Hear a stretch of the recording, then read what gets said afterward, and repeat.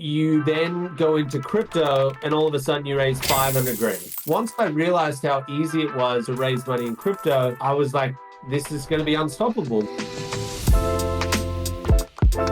Hello PlayToEarn family, we're back with another episode of Crypto Game Changers, the only show where we learn more about the entrepreneurial journeys of Web3 gaming founders and a little bit about their projects.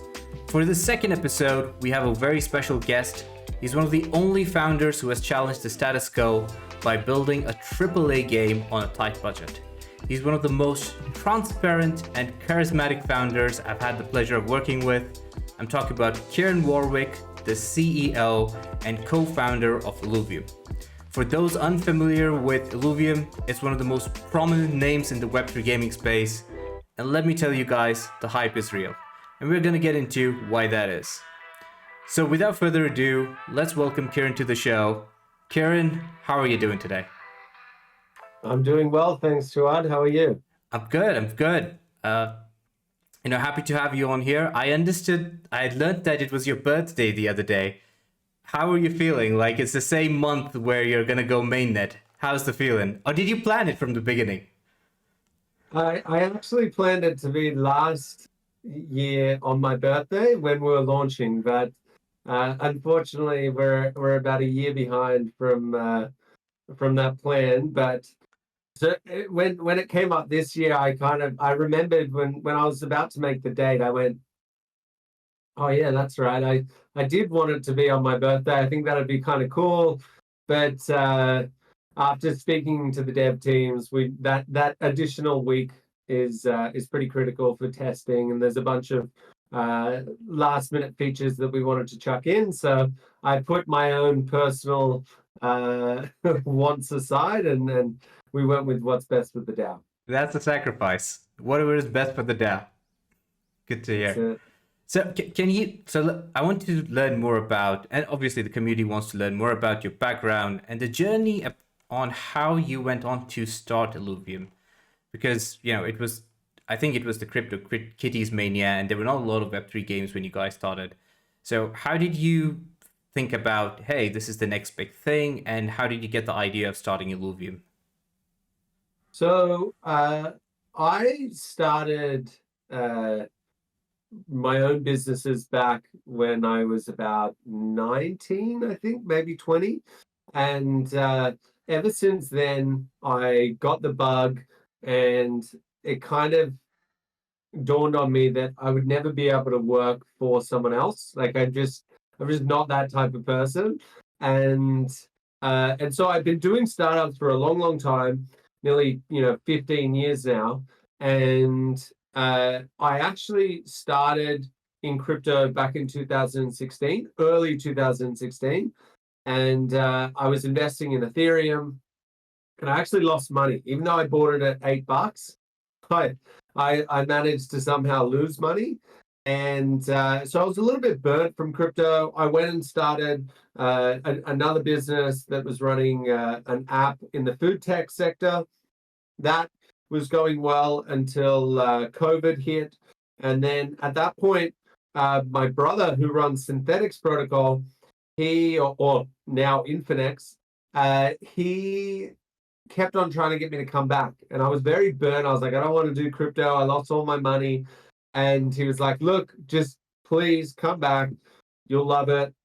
Start trading. At least start with that. And so I did. I started trading. I made a decent amount of money. And then I saw a gaming project where there was NFTs, and it really sparked my interest. And I looked into it a little bit further, and I realized, okay, this is a video game, which is something that I've been passionate about all my life. But it was fascinating to me that people had digital ownership over their assets, and there was this marketplace, there was an in-game economy, and I wasn't too, blown away by the game quality. It was more about like what it could be and how this could change gaming forever. And so pretty quickly after that, I luckily I'd had some experience raising money, raised a whole bunch of money, and we just dived in.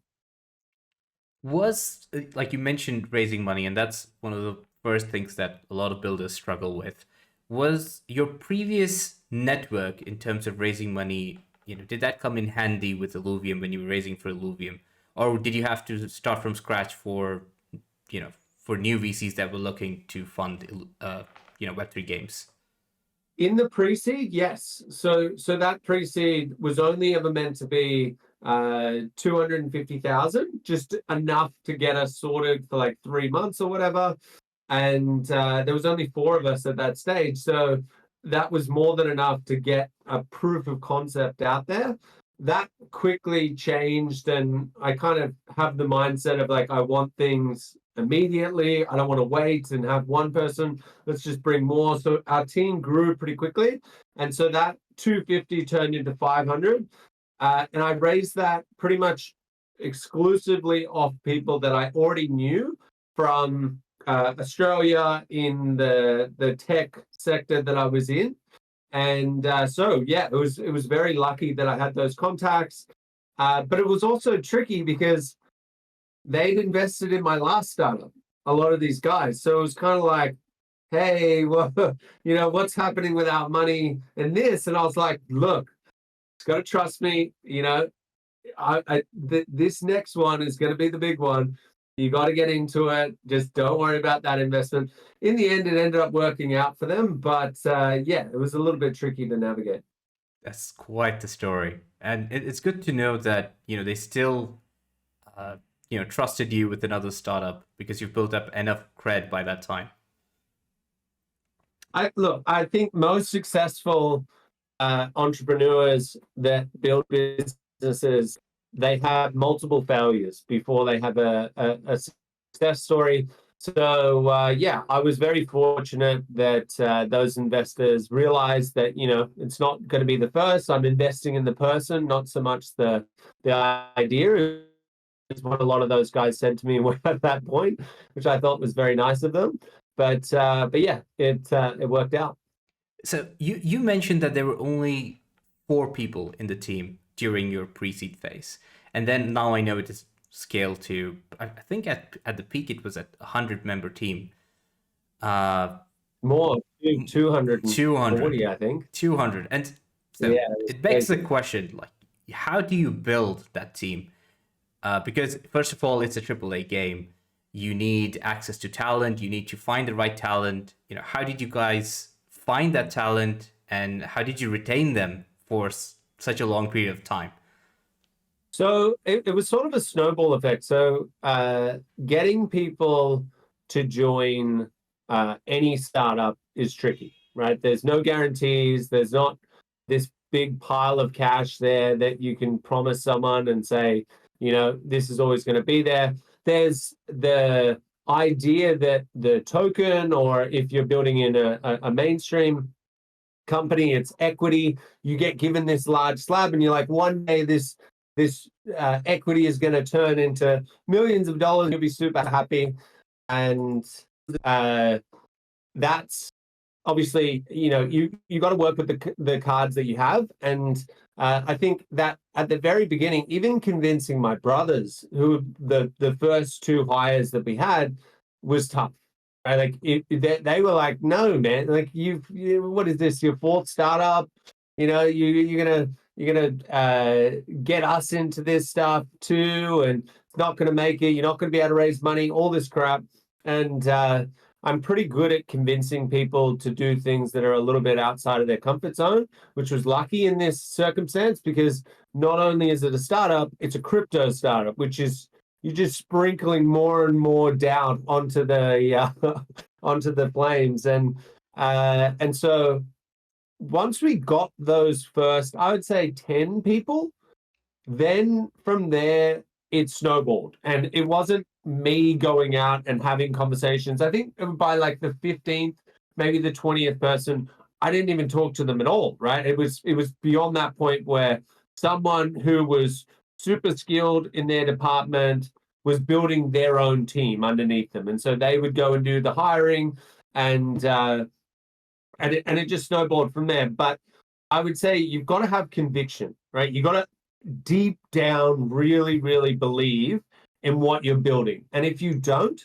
people are going to smell that, right? They're gonna realize there's just something not right here, and so I think just deeply believing in what you're building is a critical ingredient to getting more people that have skills that you need in order to build out your vision. Did you know it was gonna pan out that way with the team, or it was just something that you realized over time, like the snowball effect? So the thing that gave me confidence was when you run startups on the smell of an oily rag, you then go into crypto and all of a sudden you raise 500 grand. Now, that 500 grand was half of the entire amount that I raised in my previous startup, which was running for 4 years. Had a partnership with DoorDash.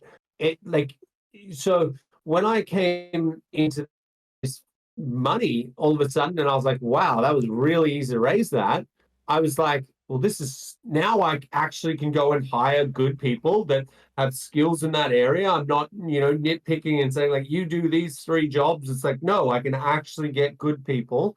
Once I realized how easy it was, or in comparison to mainstream companies, how easy it was to raise money in crypto, uh, I was like, this is going to be unstoppable. We will build this out. We will convince very, very talented, knowledgeable people to come and join us. And yeah, I dead set believed it from day one. And it's great to see Illuvium, the way that it is now, with all the team members still thriving after all these years. So another thing that usually comes up is the community side. And a lot of builders struggle with this when they're just starting out in Web3. How did you approach the initial community building, and how have you sustained that over such a long period of time? I think maybe 4 or 5 hours of my time at the very beginning, maybe the first 6 months, was sitting in the community. And I think that is absolutely critical, right? Like that set the tone for what we were building, the type of people that we are, the competitive spirit that we have, that the never say die attitude. That would we I don't think we would have brought in the people that we did and built the community that we had if we didn't if the co-founders didn't spend as much time in Discord as we did. Obviously now, I go in for maybe 30 minutes a day because there's so much stuff to do. But uh, what I would recommend, what I would recommend for people starting off, that time is not a waste, right? Like building in a transparent way is so powerful, and people, they feel it. It's similar to how we built the team. You build the community. You say like, we're going to build something that is going to change our industry, right? And if they see you living and breathing it and sitting there answering people when in a normal company you would never be able to speak to the CEO, there's not a single Discord message where I haven't responded to over the last 4 years when someone messages me. Like that type of contact builds trust, and trust is the number one ingredient for building anything in crypto. Interesting. And, that's a lesson for everyone out there, that grinding with your community is never going to go to waste. So I want to get into the game itself. I know that there are 3 games. When you started out, I think the idea was to have one singular game, or have the idea was to have a studio, and it was 2 games. But now you guys have 3 games. Can you give us an overview of all those 3 games, and are they interoperable, or is there a plan of them being interoperable in the future? Yeah, for sure. So the first one is a mobile game, so you can play it on Android, iOS, and that's Illuvium Zero. Now, that's a resource management game. It's a city builder where you're basically trying to optimize your land plot to generate as much fuel as you can to either use yourself in any of our other games or sell it on our exchange to other players who want to go into the overworld or Arena to buy things like skins and whatever like that. And so that powers the economy. And Overworld is our very large scale RPG, super immersive graphics, and it's a creature capturer. So very similar to like a Pokemon or a Palworld. And basically, your job is you're a ranger that's crash landed on this mysterious planet, and you're tasked with rebuilding your ship so you can get home. And as you go along, it's your goal to basically figure out what is this planet, what are the mysteries that you need to uncover, and progress through, but also building a team for our third game. So when you asked, is it interoperable? Yes, not only is it the fuel in the economy that feeds through the entire ecosystem, our alluvials, which effectively are our creatures, they can be used in every other game in the future. And our last game, which is Illuvium Arena, very similar to like a team fight tactics or a Dota Underlords. And it's like a strategic battler where two teams go up against each other in our Ascendant mode, or 8-player round robin in our new Gauntlet mode, which is coming out in about 6 days. Interesting. So there are 3 different segments, right? Who is playing? Like, I know you guys went through the testnet phase right now. So I need to ask the question: who is currently playing Illuvium, and who do you envision is going to be playing each one of these games? Because there are different genres. You have the auto battler genre, you have the RPG section, and also you have the mobile gaming section. You're targeting every type of gamer there is, and basically, yeah. So who is currently playing it, and how do you see this evolve over time? So there's about 50,000 people across the ecosystem right now. Almost all of those people are playing Overworld. Arena, prior to this new game mode that's coming out, needed a lot of work. Retention was nowhere near where it needed to be. And I think once people play this new game or this new mode, it's going to change all of that. And I'm hoping that at our peak with Arena, we had a 47,000. So I'm hoping we can at least reactivate those gamers. And then, they're very distinct. They have their own audiences because they're their own genre, right? Like the whole ecosystem is interoperable, but you can say, I'm just going to go and play Arena because I like strategic auto battlers. Or you can say, I don't like auto battlers at all. I'll go and play in the overworld because I want to uncover the storyline. And or you can do all 3, right? It's completely up to you.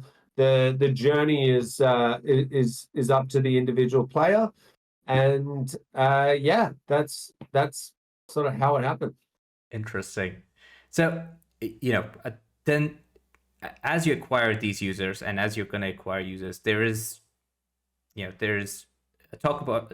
need to talk about marketing and user acquisition, because that's one of the toughest challenges that many builders go through. So how has Illuvium acquired these initial users? Is it just from the community, or did you guys do a little bit of marketing to acquire them? There's been a lot of marketing, but not a lot of paid marketing. So everything that we've done up until this point, for the most part, I think we've spent about 400 grand, maybe 500 grand on marketing in total up to this point, which for a studio that's raised nearly $100 million and has 1 million registrations, like that, it's pretty crazy that we've gotten to this size without doing any major stuff. That's all changing now, though. So we're doing a lot of paid advertising campaigns with content creators. We're doing a lot of paid acquisition through Google ads, TikTok ads, Twitter ads, which is going really well. We've got a lot of partnerships with these sports teams, which we've dabbled in before, but we're really going to go into combining that with large-scale tournaments with huge prize money. And outside of that, there's your standard PR. Just this morning, we had IGN, 18 million followers, post our trailer. So things like that were starting to, even though that wasn't paid, it's part of this larger marketing scale that we're doing right now. Awesome. And I want to dive a little bit into partnerships because you mentioned you guys are partnered with various sports team, and previously you guys did your first partnership, I believe, with the rugby team, Canterbury, Bankstown Bulldogs. Correct me if I'm wrong. Yeah, So yeah. are you? I From the looks of it, it looks like that performed quite well because you're looking to double down on it. Can you share, the traction around such partnerships because it's quite unorthodox for the space. Yeah. So that's why, Yeah. how was the traction when you first started that strategy out? Yes. So we've always wanted to integrate different brands into the ecosystem. The Bulldogs was one that was passionate, that I'm really passionate about. I've been a Bulldogs fan for a long time. It was a way for us to really solidify ourselves in the Australian market. It was just an opportunity that arose. We got some great branding out of it, and they're not just going out and partnering with anyone. So it got us connections to the Australian Financial Review, which is the largest finance paper in Australia. And so it really built up a lot of connections that we had in our home country, Australia, which given is a very small market, but still quite effective. Our second big partnership was with GameStop. Obviously, a global brand, quite huge. It was only a year after their crazy virality that came from Roaring Kitty, which was interesting. And then since then, we've done multiple partnerships with DeFi applications, with NFT projects. A recent one was Pudgy Penguins that we did. Esports teams, Team Liquid, Team Kesso. And what we're trying to do there is user acquisition. We're trying to say, you guys have a big audience. We want to expose our brand to that audience. And then the second thing that we're trying to do there is really solidify that we are a mainstay brand in crypto. It's not a flash of the pan. It's not something that you're not going to see in a year's time. It's a very reputable project to work with, and it's just been building and building and building, and we're going to keep on doing those partnerships. I believe there was a partnership with Samsung as well. Is there anything you Yeah. can divulge over there around that relationship? Because that's an interesting one.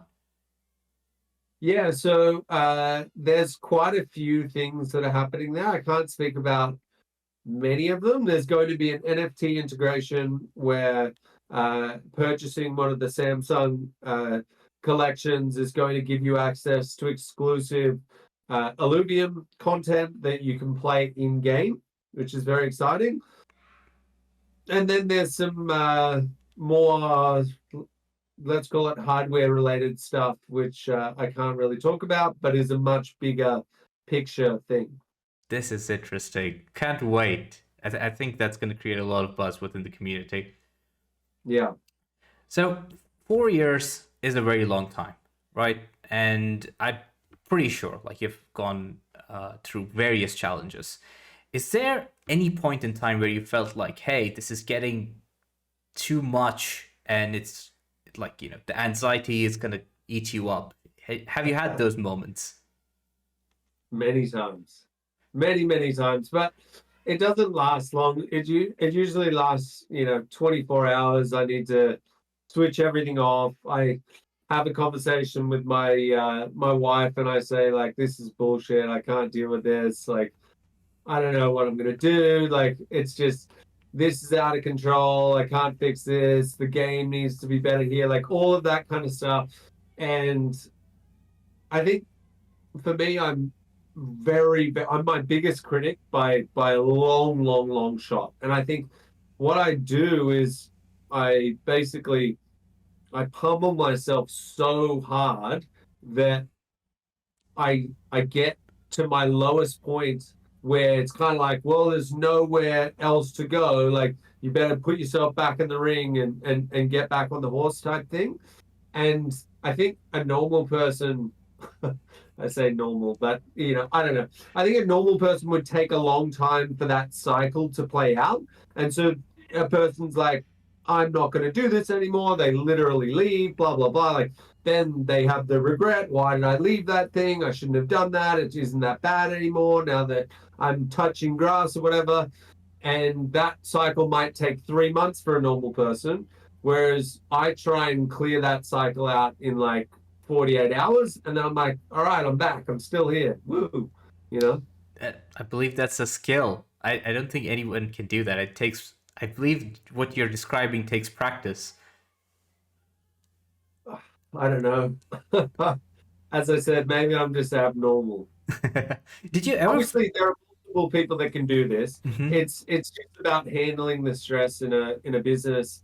Really, like, there's thousands and thousands of people out there that can do it, and they're usually the ones that are running a business. And there's no one that I can talk to and say, hey, the buck stops with me, sort of thing. Did you ever feel that Illuvium was not going to make it? Was there any, moment of doubt?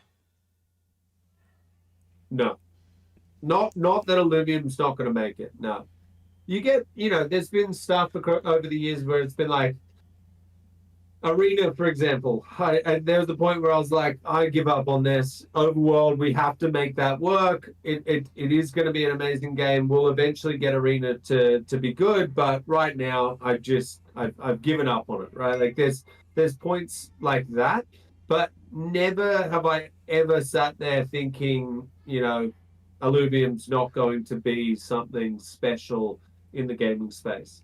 It's pure conviction from the start. 100%. You got to believe what you're selling there, bro. If you don't, then what are you doing? Exactly. So I want to draw a little bit of contrast from Web 2 and Illuvium. So obviously we are aware of Palworld's success. Did Illuvium or you learn any lessons from their success on what they did right, and are you guys trying to emulate some of that? So I think what they did well, which we definitely can take some lessons from, is we went out with really, really high quality graphics. We wanted to push the line with what a creature capture could look like. Our benchmarks were Pokemon, Monster Hunter, and nothing came even close to what we were building.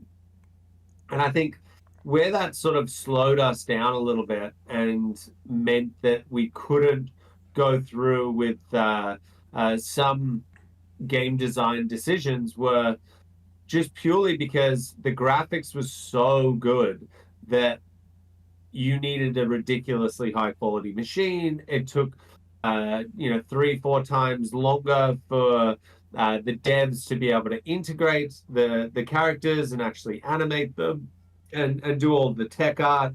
And so and the hope there was that people would see crazy graphics and go, I want to play this because the graphics are so amazing. Right now, I think the lesson there was some people were like that, but it was nowhere near what we originally thought. Right? It was 10% of people. What they cared about was gameplay. And with Palworld, it didn't last. It went like that, and then it went like that. So, but the thing that got people interested was the fact that it was cool, new style of gameplay where you're creature capturing, but you're also shooting them with guns and stuff. And so that had never been done before, and they could do it quickly because they didn't have as the fidelity in the graphics as what we had. And so I think moving forward, our focus is definitely going to be more on gameplay first, graphics second. Understood. Thank you for those insights. I think everyone can, learn from that. That gameplay always comes first. Yeah. So as we come to the end of this interview, I wanted to know from you what excites you the most about Illuvium's future. mainstream adoption. It's always been mainstream adoption. And again today we got a little taste of that when IGN posted it, and uh, you get the people that hate NFTs, blockchain. The minute they see NFTs, if there was no mention of NFTs on our website and they just saw the game with the trailer that we put out, people would be like, oh my God, this is crazy. How have I not heard of this? All of that kind of stuff. But because we are utilizing NFTs, there's a hatred towards them, and that fuels me, right? Like that's a very cool thing to be able to try and overcome over this, like, call it 5 to 10 years. It's like, you're telling me that no one is going to enjoy this tech. Well, I think differently, and we're going to see who is right in the end. Now, where where I think it goes wrong is there's a way to handle these people, right? And it's not coming out saying, you're an idiot, you're going to see blockchain is going to be in every single game in 10 years. This is the next internet. If you don't believe it, you're misinformed, you're stupid. That person is going to shut down and say, you're a scammer, you're protecting your bags, NFTs are terrible, right? So we take a different approach, and it's not even like a tactical thing. Like, you got to remember, we started from a position of these games suck. Like, they are pretty much all scams. When we first joined, they were. Now it's a totally different story. But you go back 4 years ago, it was like 1 in 10 was an actual real team that had proper plans to build out what they were saying. And so when people have only been exposed to that, you can't blame them, right? Like, they're not sitting in crypto land like we are. They're just saying, well, I saw a scam once and my friend invested in a crypto game once and lost all his money. So you're the same, right? Like, you got to take an approach where it's like, okay, yeah, I get what you're saying. I used to think the same. Go play the game, though. Maybe you'll change your mind. That's it. Leave it at that. And that really, really excites me, to be able to one day in 10 years from now come back to an interview like this and be like, told you, you know? We're all looking forward to that day. And, I think all Web3 games are going to rejoice once that comes. And the taboo of NFT, hopefully that goes away. Do you have any final thoughts or messages for the Illuvium community and the PlayToEarn audience before we close this out? Yeah, just if you're building something in crypto and in crypto gaming, just stick to your guns. I know that there are a lot of ups and downs. It's very easy to look at the market and go, oh my God, we were up here, now we're down here, like, question everything. If you know what you're building, and if you think it's going to add value, and you think it's going to be either infrastructure or a game or a marketplace, whatever you think you're building, if you believe that it's going to add value, stick to your guns and block out the noise, because otherwise it'll just consume you. That's a wonderful message. And that's for all the listeners out there. Keep building. So, yeah, I would like to say thank you, Kieran, for coming on the show. For all of you listening, don't forget, Illuvium is going live on the 25th of July. So mark your calendars and meet us in the old world. Thank you, everyone.